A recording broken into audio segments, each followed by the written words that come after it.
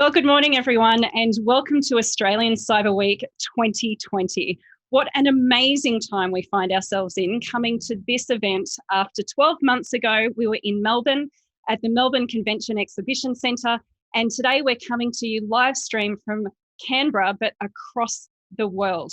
We have over 5,000 people registered for events during Cyber Week this year, and it's fantastic to be here with you, being live streamed everywhere. Today, we're going to have the kickoff event to be able to bring to you a whole series of different events through the week. And I'd like to start by acknowledging the traditional owners of country throughout Australia and recognise their continuing connection to land, waters and culture, including through cyberspace. We pay our respects to elders past, present and emerging. Cyber Week really is the showcase annually of Australia's cybersecurity industry. It brings together people from across government, industry, academia, in the economy of Australia, but also with our partners internationally. We get to showcase the true spirit of Australian cybersecurity industry and be able to bring to you conversations that really do break new ground around how Australia positions itself internationally as a force for change and globally competitive businesses that are bringing innovation to help secure and protect, but also grow businesses, communities, individuals everywhere. And so as we kick off Cyber Week, I wanted to note that digital trust is one of the most important themes of our time. Did we know in 12 months that we would have a situation where we have so many different digitisation and digitalisation happening in the Australian economy? Cyber Week brings to life the true importance of digital trust and that $1 trillion prize that we have in digital activity happening across the country, and the importance of Australia's position in the international economy. And so it gives me great pleasure today to introduce to you a whole series of different speakers that we have as part of this kickoff event.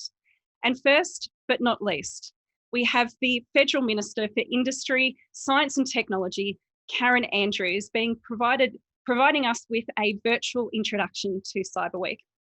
Karen is not able to be with us in person for this event because of Parliamentary Sitting Week, which is also a novelty to have sitting weeks in this year.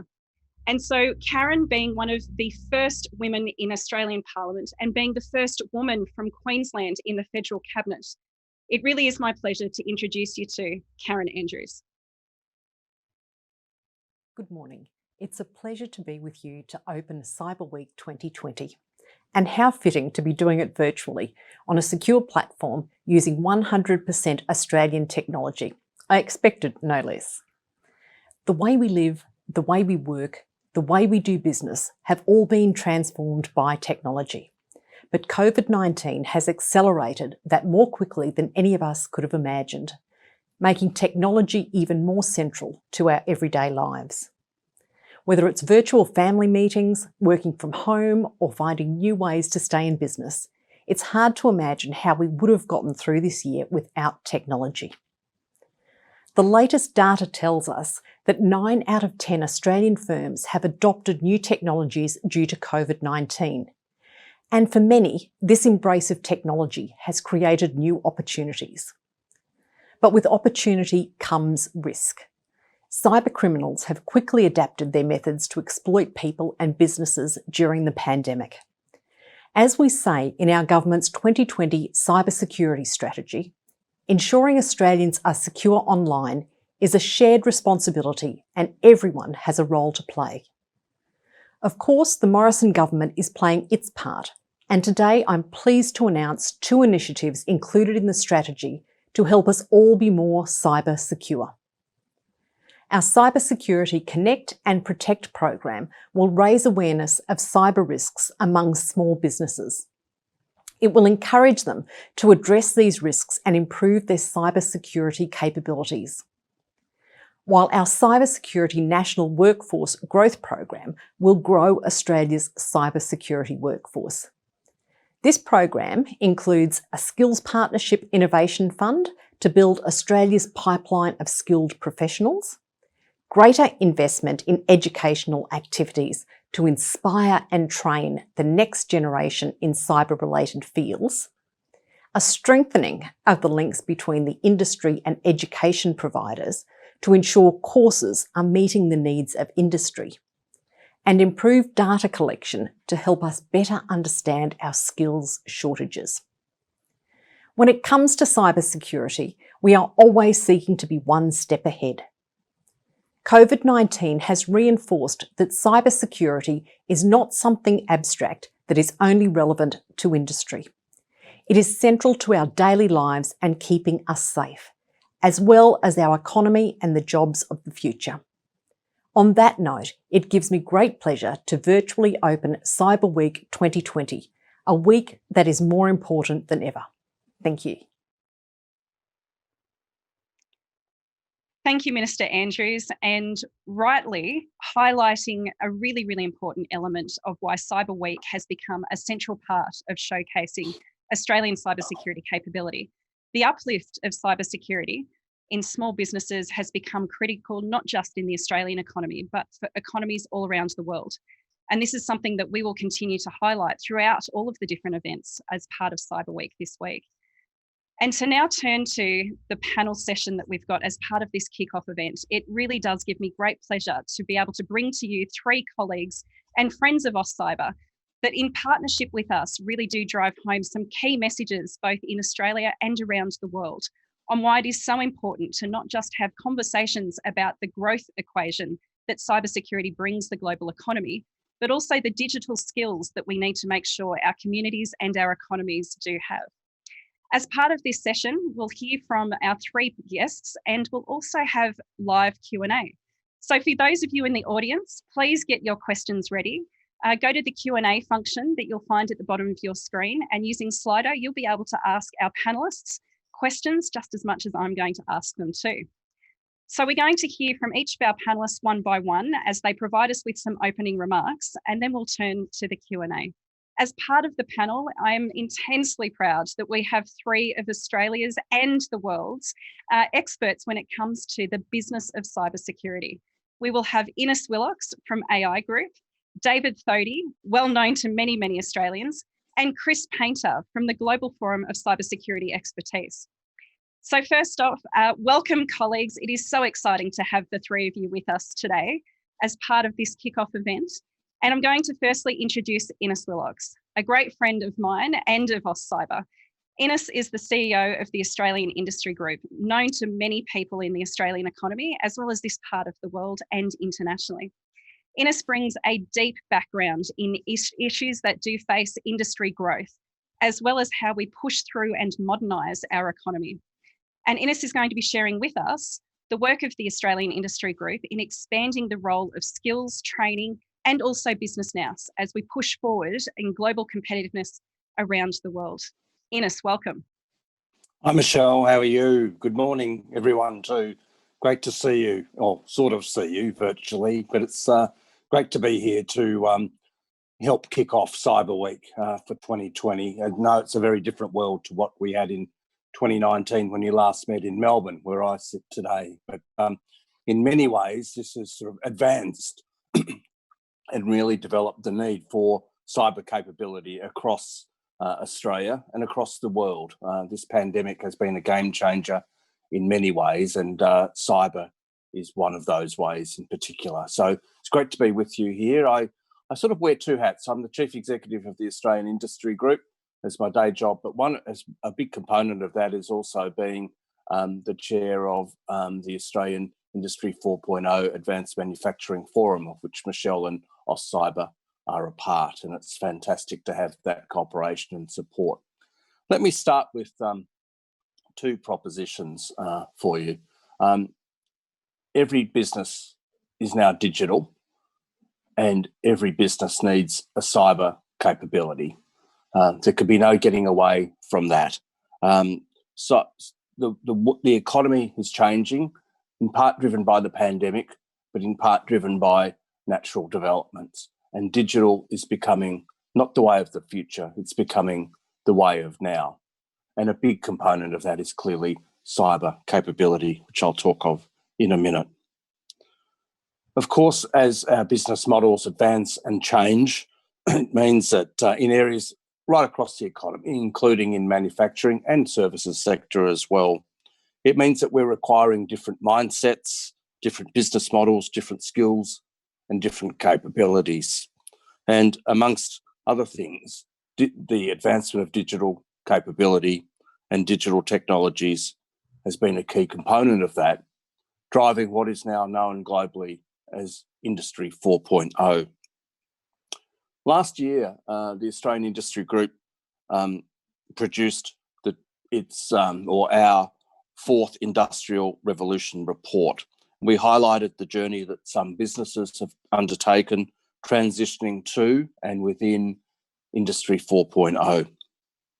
There has been substantial progress, but the gap between Industry 4.0 leaders, of which cyber is a major component, and the majority of businesses is still substantial. And this current pandemic has the potential to swing that pendulum either way. The gap could grow or it could narrow. Local companies are, in many, many cases, punching above their weight, doing amazing things with new technology and leading the way for others. And many of those were covered in our report. Indeed, many SMEs are progressing Industry 4.0 strategies without using the label, and perhaps often without even realising they're doing it. Instead, their primary objectives are to implement new approaches, become more energy efficient, improve productivity, lower costs, or meet new demands from customers. Amidst the pandemic-driven recession, businesses are now facing challenges greater than any in living memory. And as I sit in Melbourne, those challenges are perhaps more stark than ever. The pandemic has also highlighted broader economic vulnerabilities, raising questions about the scope of our domestic capabilities and the resilience of global supply chains.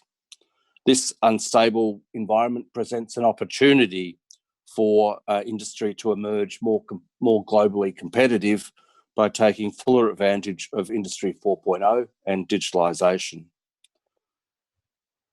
There are a lot of anecdotal reports telling us that many companies have digital transformation projects underway, but they have reprioritised these during the pandemic and, in many cases, accelerated their development.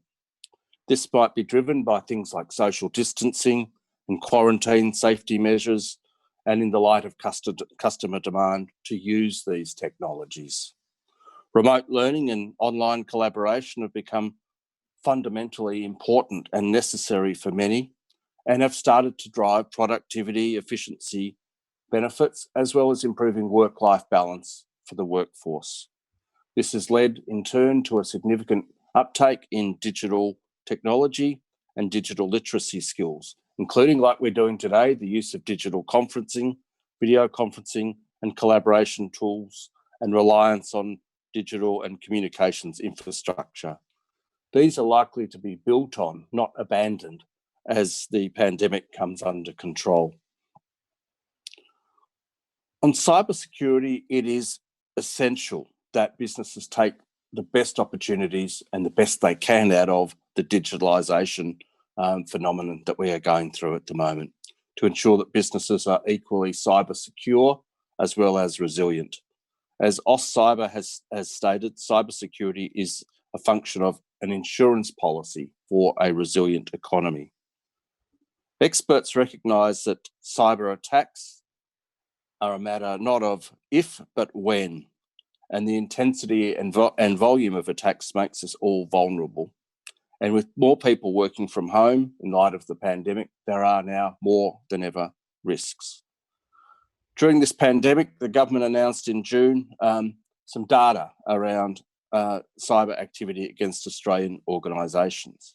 It stated that cybersecurity costs Australian businesses up to $29 billion billion every year, with almost 1 in 3 Australian adults impacted by cybercrime.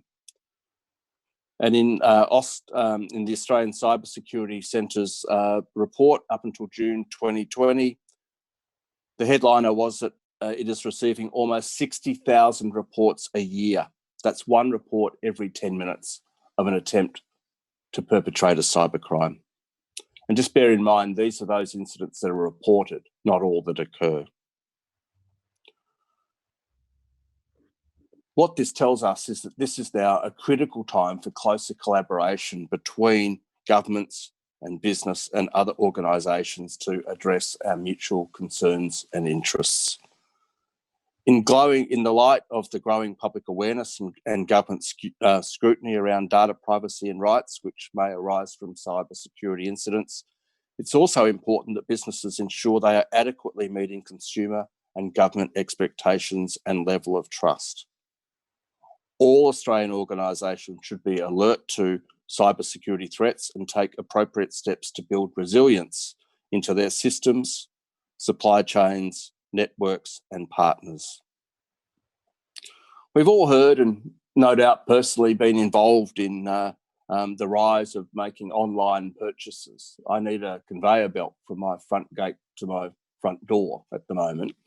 I mean, I don't think I'm alone. And some of this is meeting all our needs around social distancing and those sort of issues that are coming up in the pandemic, but they're also making us more engaged and more familiar with new platforms and technologies. And this is also having a big impact on our infrastructure, transport, logistics and the like. Convenience and personalisation will likely continue to be very important for consumers. They'll expect it from retailers and technology will facilitate this. The customer journey is becoming more complicated with an ever-increasing number of digital touchpoints connected to the Internet of Things. Advances in machine learning will allow businesses to process large amounts of consumer behaviour data, which has already seen a shift from retailers responding to consumer needs to retailers anticipating consumer needs and offering relevant personalised offerings. The risk is straying too far into the space of manipulating consumer needs. That is, trying to work through what somebody wants before they know what they want. Consumers will increasingly want real-time interaction with retailers, meaning real-time messaging will overtake email inquiries and chatbots will become more important on digital platforms. Then, of course, we have the rollout of 5G with its increased capacity and responsiveness, and that will also drive the use of video interaction online. So COVID-19 has turbocharged community acceptance of virtual face-to-face interactions. So consumers may soon expect, if they want, a face-to-face video interaction with their retailers. So chatbots may well need to evolve into video bots.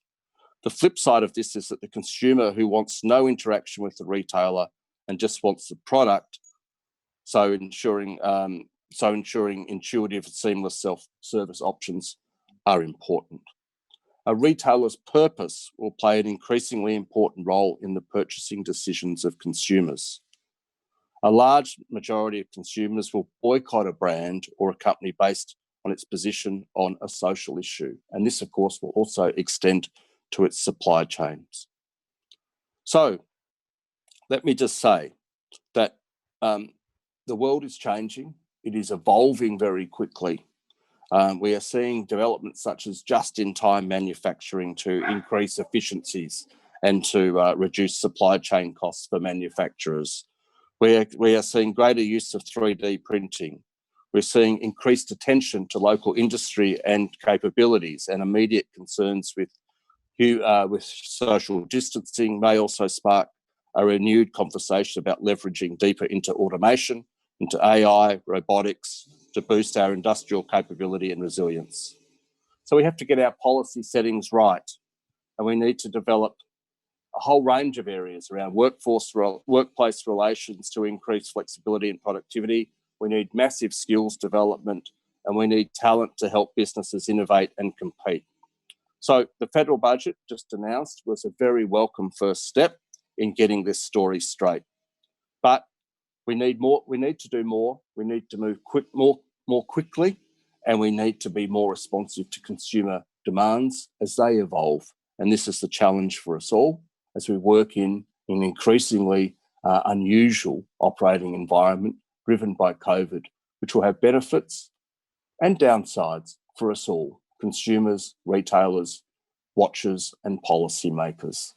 Thanks, Michelle. I've got work going on around me in Melbourne, so Melbourne hasn't ground to a halt, but it's great to join you here, and I look forward to the panel discussion. There's a lot of areas to cover. Thank you. Fantastic. Thank you so much for those opening remarks, Innes, and to highlight all of those different opportunities that the economy now has. Social license, really important. And I'll also pick up on that point around the need for collaboration to be able to drive home some of the changes that have come about because of COVID. So now we turn to David Thodey, and David is known to so many people in Australia. And for those that are tuning in from overseas, David's name is synonymous in the Australian economy with being a heavyweight of not just business, but actually increasingly innovation as well. David has been a CEO of Telstra. He's also been a CEO of IBM in this part of the world. But at the moment, David sits on a number of boards. And in fact, he's the chair of the CSIRO board. He's also the chair of Tyro and Xero, highly innovative organisations. And he also sits on the board of Ramsay Healthcare, incredibly important to bring together those kinds of skill sets during the pandemic. David is also the Deputy Chair of the Australian Government's COVID Advisory Board that came out of the National COVID Coordination Commission. And so his insights around how the economy has evolved over the past 9 months, can we stop and think for that for a moment? The 9 months of change that has been going on. And so we're now going to hear from David and his experiences around how to bring together the learnings of the past 9 months and take that forward into the future for Australia's benefit. Over to you, David. Well, thanks, Michelle. It's great to be with you, and also thank you for arranging this week. It's a really important week. Cyber awareness, building a strong cyber industry and cyber resilience is so important for our country and for the world at this time. And Oz Cyber plays such a critical role in that. So thank you. And look, I'll try and just add a few points to what Innes has said and the Minister has said. As you said, Michelle, I have this sort of perspective from being on this advisory group to the PM, which is just one of many bits of advice that he takes. But I have lived in this world of digital enablement for, nigh on 40 years. And it's exciting to see the advancements. I mean, some of it brought on by COVID a little bit faster than we had expected. But it is so important, irrespective of whether COVID had been here or not. There's a number of different layers that I want to just try to unpick. I mean, as Innes was saying, the advancement in the use of digital has been prevalent over the last 6 months. But beyond that, it has actually signaled a significant change in behaviour. I mean, you think about working from home and the different way we now have to enable people to work from home, the social implications of that. We talk around social license and trust, enabling that working community and the changes that that's going to bring to our cities and to our suburbs are really important topics as we go forward. It's, as Innes said, all of us have been doing e-commerce or buying online for a while, but that has gone up by some factor of 2 to 3 times over the last 6 months. Has really been a transition in the economy that we have had to respond to. And of course, you've seen, the rise of the global digital platforms. In fact, any company that has been digitally enabled has really fared probably better through this period than those that have not been digitally enabled. So this question of digital trust, relationship with customers, relationship with governments, relationship with influencers is really important. So, what does government do in these times? What is the role of government in both providing good policy settings to enable business and the academic community to function, but how do they stimulate the rise of what we've called the digital economy? So firstly, it's important to realize, when you look at the digital enablement across all the industries, I think the latest estimate is that we're about 30% of the way through this transformation. So we still have a long way to go. But as we've tried to think through what are the right policy settings, we've realized that every industry has its own set of challenges, as does every company, as does every individual. And it's really important that we set up this environment where people feel able to deal with the opportunities and the threats that come with this digital world. Because the other aspect that I think people have got to realize is that it is about living with COVID-19, not eradicating COVID-19, that is going to be so important. And maybe we can talk about that a little bit later on. We've been dealing with the health department and trying to understand how better to use health information.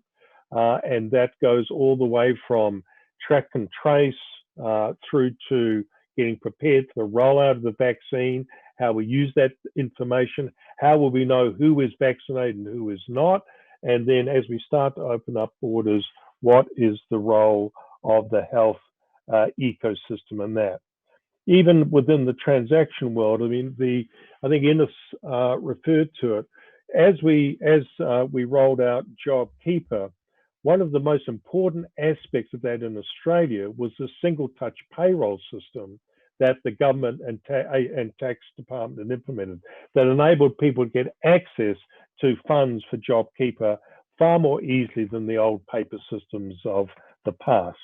And then you saw in the budget, some really exciting initiatives from, digital identity systems, new business registers, over $1 billion being invested by government, federal government, in enabling our future. And then the Cyber Resilience Initiative, about $1 billion. And then what the minister referred to is the modernized manufacturing. Now, I just want to stress, as Innes said, this is not just about the manufacturing sector. This is about enabling production right across many different sectors. So fundamental to all this is cybersecurity, and we need a strong and vibrant industry here in Australia. I can vouch from my own personal experience. We have had examples of ransomware in companies that I've been involved in. Phishing has increased enormously over the last 6 months. Denial of service attacks have increased, and attacks on infrastructure will become the norm, not just a random event. So this is the world that we live in, and we as boards and as management and as individuals need to be well educated.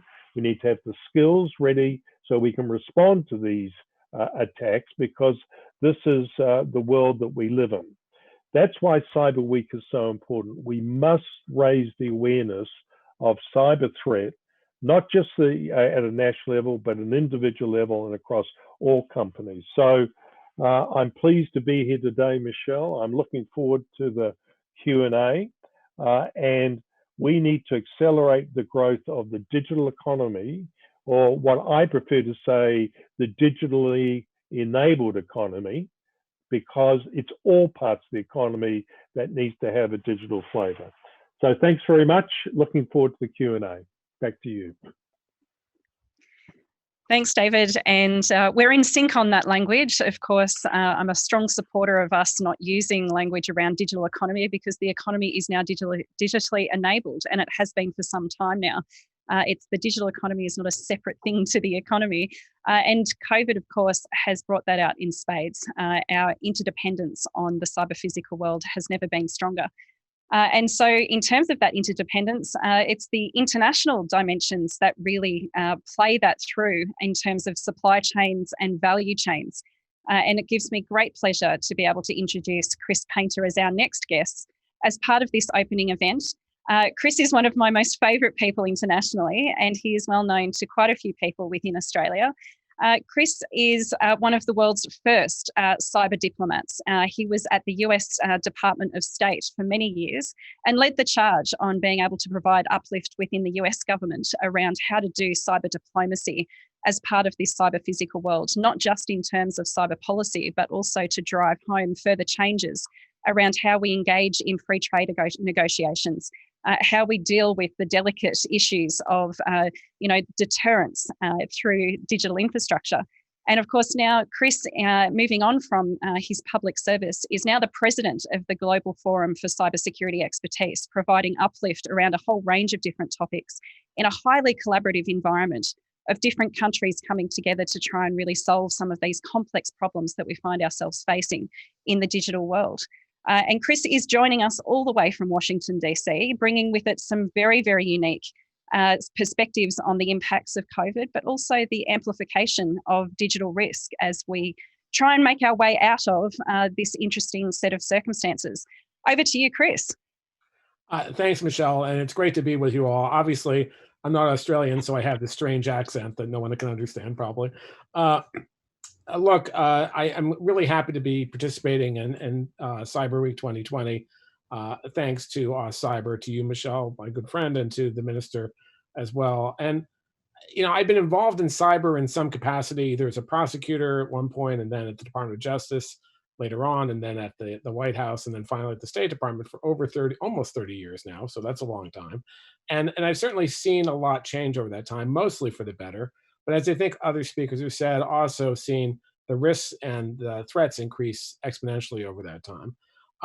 And I've also had the privilege to long engage on Australia's cybersecurity journey, how it's changed over the years for almost 20 years now. In fact, I still have a TISN pin, a trusted security information network that was given to me by the late great Mike Rothery many years ago when I was at the Department of Justice. So I've had a lot of good dealings with over the years with Australia and Australia's development.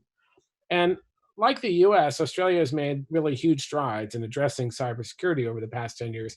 I'd want to say, though, and I'll come back to this, that it's important not to think of cybersecurity as a separate thing. A lot of people have talked about the digital economy, or however you want to phrase it, the Industrial Revolution 4.0. And often the people think of cybersecurity as different or as maybe a drag on that kind of innovation. But indeed, cybersecurity is the underlying foundation for that kind of innovation across our economies and throughout our economies. And so one overall message is that has to change around the world. It is changing. There are not just the economic communities and the security communities that has to come together.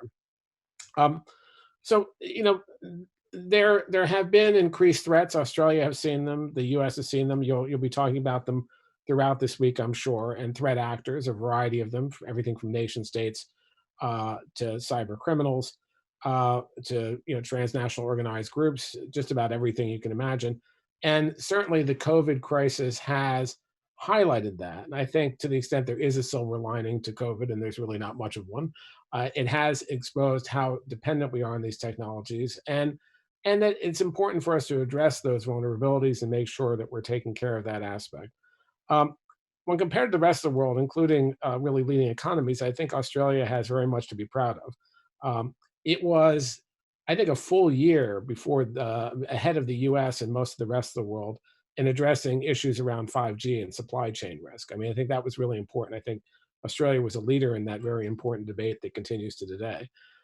It launched, as you all know, an updated cybersecurity strategy, updating the one from 2016, that, unlike a lot of the other strategies, including the US strategy, is almost a combination of a strategy and an implementation plan. It has actionable goals and metrics, which I think is incredibly important to track progress.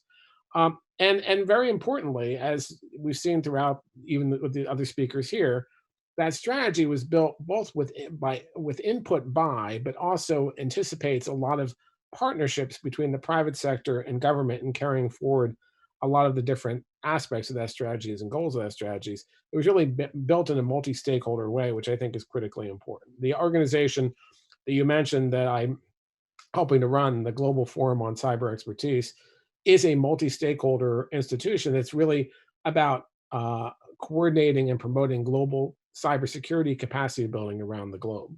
And so that multi-stakeholder aspect is very important, and Australia has been involved in that group as well.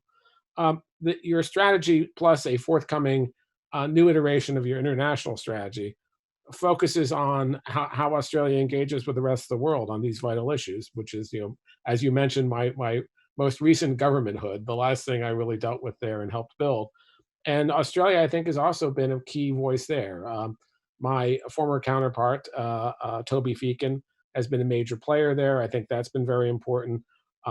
Australia has led on a lot of discussions about rules of the road, which I think are also important, including the issues around deterrence and showing transparency on cyber offensive capabilities, and holding bad actors accountable. I think all of us need to do more to hold those bad actors accountable around the world. We've done good at trying to say what the rules of the road are, but we need to be better at imposing consequences on bad actors. It's not easy to do, but I think Australia, the US, and others need to be involved in that. I think Australia has been a key player on global cybersecurity capacity building, including in the region. And again, that's what my organization has spent a lot of time doing. You've launched innovative partnerships, including the Australia Cybersecurity Center and the joint cybersecurity centers that bring industry and government together. So that's important. And as the minister said, there's a focus on skills development. This is a big problem that we saw in the US trying to bring, it's a form of capacity building, getting skills ingrained in folks so that they can come up. And, that is hard. We had something called the National Initiative for Cyber Education. That was important, but we have much more to do there. So in short, Australia is more than holding its own, but there's tremendous more work to be done. As good as the strategy is, it's just paper unless you really have consistent implementation and priority to these issues, and you can track real progress by both government and industry. It should not be a political issue. It should be a consistent priority no matter who's in government. And indeed, part of skills development is developing Australian capability in this area, including, as was said, Australian companies. And this is not, nor should it be, a binary issue. Australia can find ways to support Australian innovation and companies in this area, while at the same time making sure it's dealing with best of class solutions from the international community. And so I think this is something that could be a synergy and not really, not something that's in a binary sense. I think I've worked with both Australian companies and big US companies who work a lot in Australia, and I think that can be very important going forward. And finally, and what I really want to end with is, that what the minister said about cybersecurity is not some abstract theory, but is essential to our daily lives and our economies.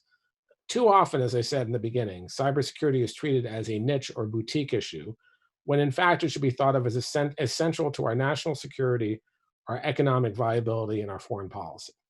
Too often, cybersecurity is thought really as an afterthought or even an unnecessary drag on innovation.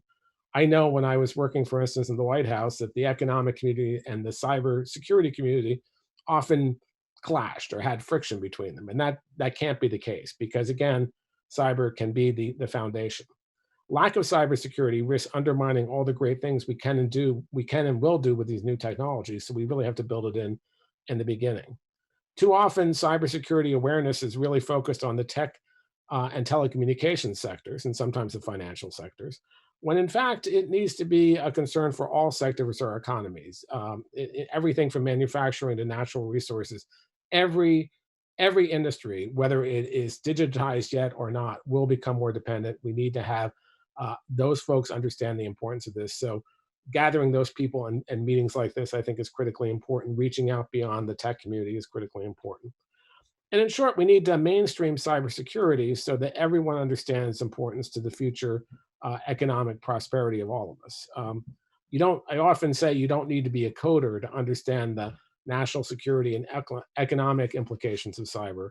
And so it's good to have coders around. You need those folks, but you also need people who understand the policy implications and carry that through. Cyber Week 2020 is great, but as we used to say in the US during our National Cybersecurity Month, every day should be Cybersecurity Week. Every week should be Cybersecurity Week. It's good to focus on it this week, but we need to focus on it year round to really make substantial progress. And I really think Australia has done a great job of doing that, even with the challenges it faces. I think it's really leading a lot of these efforts, and I look forward to continue to working with my Australian colleagues on all these issues. Thanks. Thank you so much, Chris. And of course, always insightful. And to have that accent from the other side of the world, it would have been great to have it in person. And I know that you wished you could have been here in person, but it is still just as important to have you across the interwebs as well. We've already got questions coming through on the live Q&A. So audience, get your questions through. We're going to kick open now with the questions after all of those remarks that we've had from Ines, David and Chris.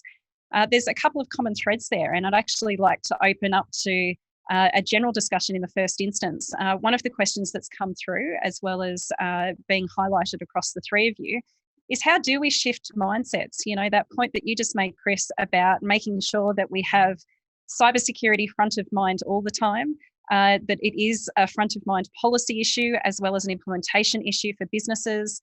But as much as it is for businesses, actually for all organisations and individuals, as we've seen on the other side of where all of us are in the UK, that the UK's policy has even made cybersecurity front of mind for schools and childcare centres and the like.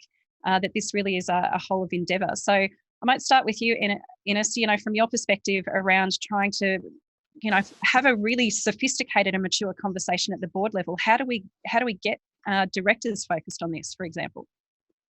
Really good question, Michelle. Before I start, the guys have come in next door to pull down a tree and they haven't been working for 8 weeks. So if you hear noise, I'm sorry, but I'm not about to stop them. Poor guys haven't earned a living for a few months. It's a really good question. I think it is becoming more and more a board issue, but cyber is still stuck in the realms of where does it fit within technology in a discussion within boards and at senior management level. They have the broader interaction with customers is the priority, and then that's the offense, and the defense comes second. And I think you see the data and you hear the anecdotes from the Australian Cybersecurity Centre and others about the number of penetrations of businesses that don't go reported, and they run into the hundreds. But I think one way to try to work this through while protecting commercial confidentiality is also to make it very clear that this does happen on a daily basis at companies large and small. No one is immune from this. And I think part of the conversation we've got to have a look at, and so as what we'll see evolve, I think I'm almost certain, is that over time, companies, and part of what the minister announced and the government announced in the budget in the modern manufacturing initiative was a big focus on collaboration between business, to build collaboration between business large and small, to build supply chains, to build scale essentially for Australian business. But a key part of that is going to have to be cyber awareness and cyber resilience as part of that, so that what's going to happen more and more is that businesses are going to say to their supply chain, even their smaller suppliers, hey, how do you protect yourself? What steps do you take? Let's have a look at that. And that's going to be a key component of either getting into deals or not. And that will drive investment. I think we're still playing catch up. We always do, and we always will be playing catch up here. But I think there is now a greater focus on it. But we need to sharpen that focus, and that will come over time. And I hate to say it, the eyeballs will really be on it when a big kahuna gets brought down to the ground with a cybersecurity breach, which becomes then well known. There have been quite a few already that haven't been well known, but when it does become well known, that will really focus the attention. Couldn't agree more, Ines. And of course, one of the events that we have during Cyber Week is a hypothetical around the impacts of a major cyber attack. It's one of the events that's got a significant number of registrations. And so if you haven't registered for that one yet, audience, make sure you do. Before I come to you, David, on that piece around how we have businesses focus on the upside risk, as well as obviously understanding the downside risk. Chris, do you have any insights for us around, the GFCE is obviously able to look across cyber risk as it manifests in different countries, in different economies, and the touch points between those economies. Do you have anything to offer around where we can learn some lessons from that convergence in terms of how to have more sophisticated conversations around the nature of the risk facing us?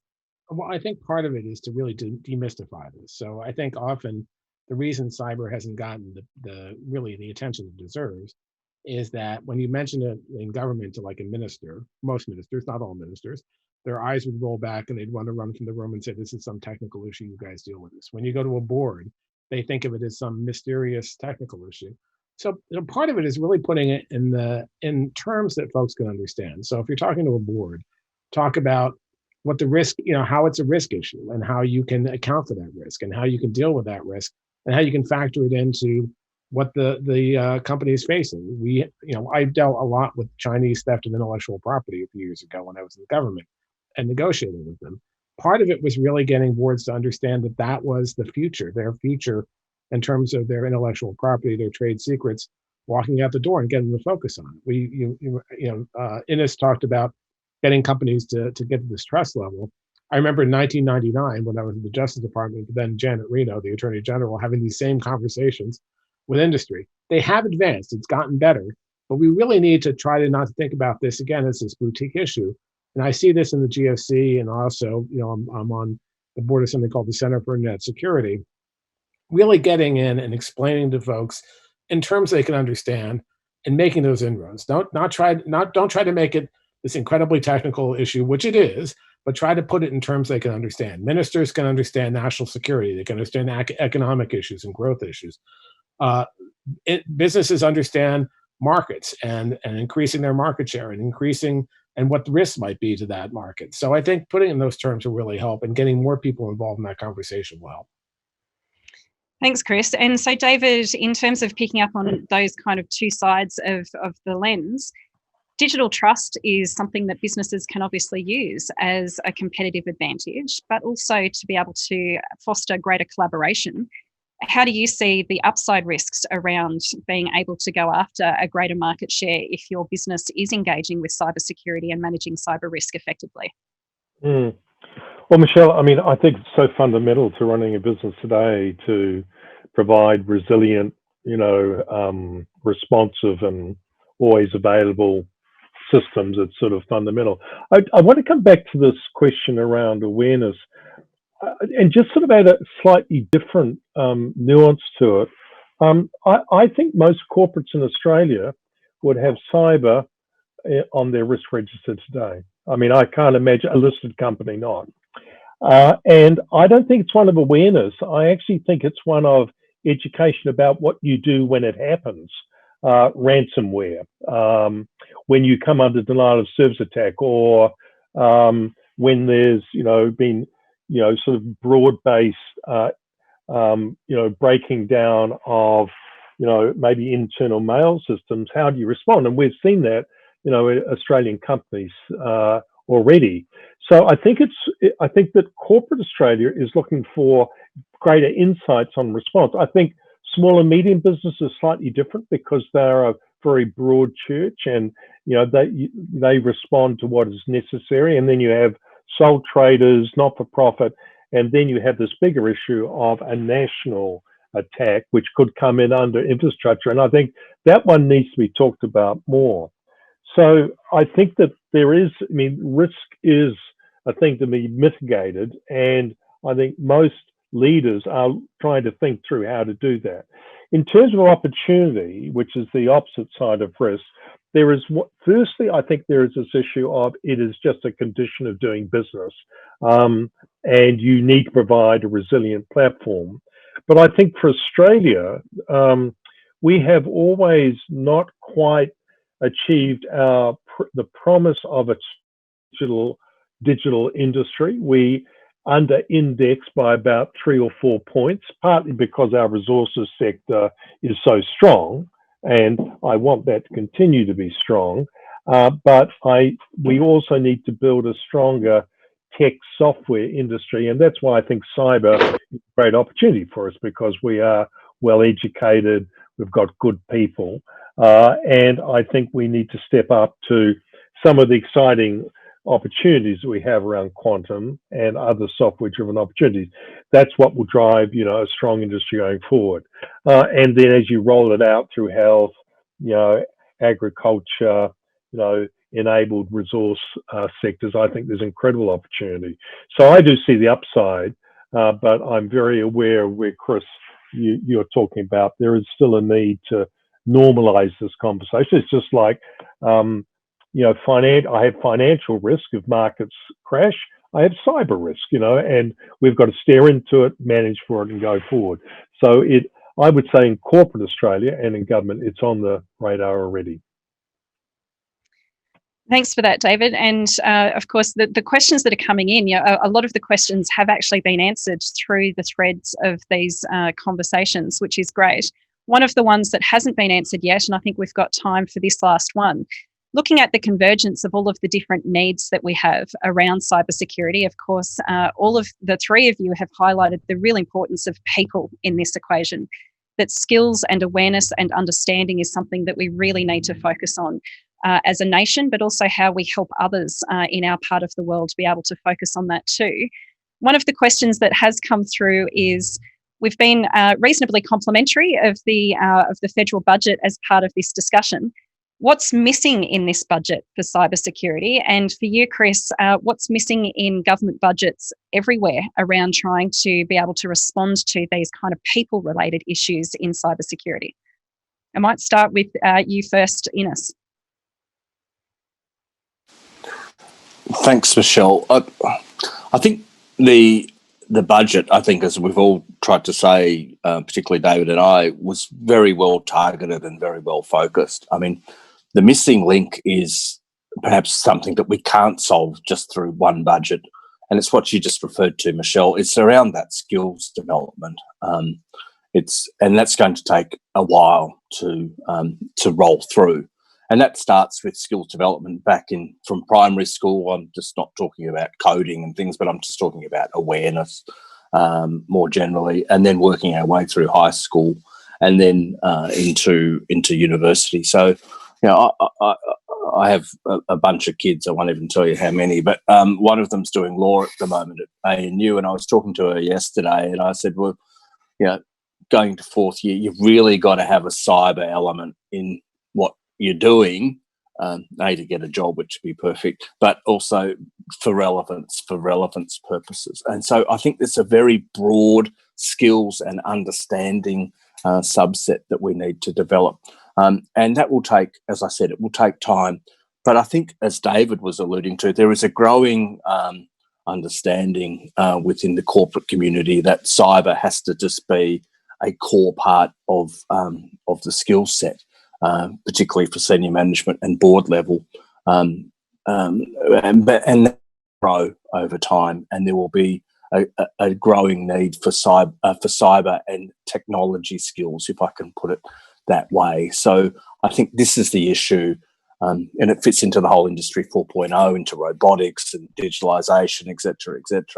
But I think this is the area that we're really going to need to put our foot on the gas in the years ahead. We probably should have had our foot on the gas, going back a decade or so, when Chris was knocking around in government and I was knocking around in government back in the early 2000s. It was an issue, and we were probably a little bit slow to the game, but the pandemic in a strange way has given us an opportunity to catch up. So I would say skills is the area, not that the budget missed out, but where a lot of the focus needs to be on the future.